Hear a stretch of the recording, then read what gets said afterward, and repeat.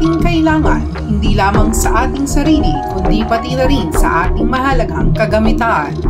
Sa videong ito, makikita ang isang sasakyang pumarada sa harap ng isang establishmento. Mapapansin ang isang babae na nagmamadaling bumaba ng sasakyan at naiwan ang mahalagang gamit sa loob ng sasakyan.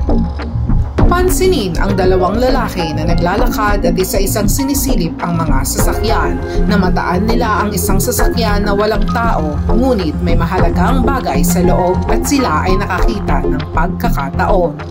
Masdan ng modus ng dalawang lalaki, agad-agad na binuksan ang sasakyan sa pamamagitan ng alambre at dali-daling natangay ang mahalagang gamit sa loob ng sasakyan.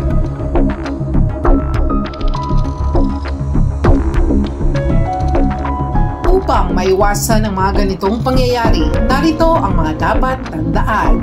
Laging nakalak ang pinto, bintana at maglagay ng alarm sa inyong sasakyan. Huwag mag-iwan ng mahalagang gamit sa loob ng inyong sasakyan at huwag iparada sa madilim na lugar ang inyong sasakyan.